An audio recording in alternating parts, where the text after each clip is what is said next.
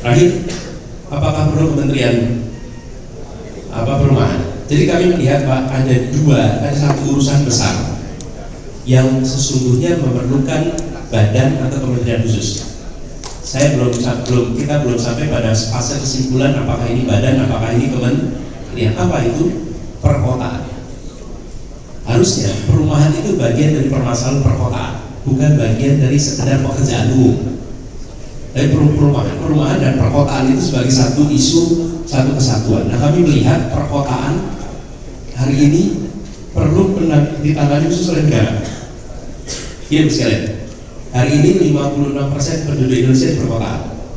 10 tahun lagi diperkirakan 66%. Tahun 2045, 10 tahun lagi artinya 2033. 2045, 12 tahun berikutnya itu akan terjadi 75% dari penduduk Indonesia berada di perkotaan.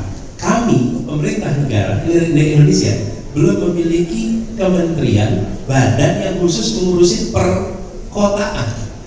Bagaimana kota itu harusnya dikembangkan, bagaimana transportasi perkotaan itu dikembangkan, bagaimana sistem pengelolaan limbah perkotaan itu diatur, bagaimana energi perumahan itu diatur, bagaimana distribusi energi di rumah di perkotaan diatur. Begitu banyak aspek perkotaan yang hari ini wali kota se-Indonesia itu tidak punya guideline. Tanya aja, Bapak Ibu wali kota tanya, Pak, bagaimana membangun kota ini? Bingung Pak, nggak punya guideline. Mana dari pusat? Tidak ada. Kalau Kementerian Desa malah ada.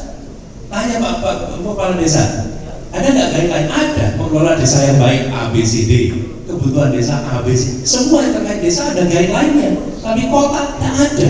Kali itu tidak aneh, kota-kota kita kecil terus nggak jadi gede, yang tengah terus nggak jadi besar. Kenapa? Kita biarkan market mekanisme yang membuat sebuah kota itu berkembang atau tidak. Tidak ada intervensi negara, tidak ada arahan negara. Nah, itu yang kita ingin lakukan. Di dalamnya insya Allah urusan perumahan menjadi bagian integral di situ. Jadi perumahan sebagai bagian dari masalah umumnya di perkotaan. Jadi kemungkinan Pak, ini perumahan bicara perkotaan dan perumahan rakyat.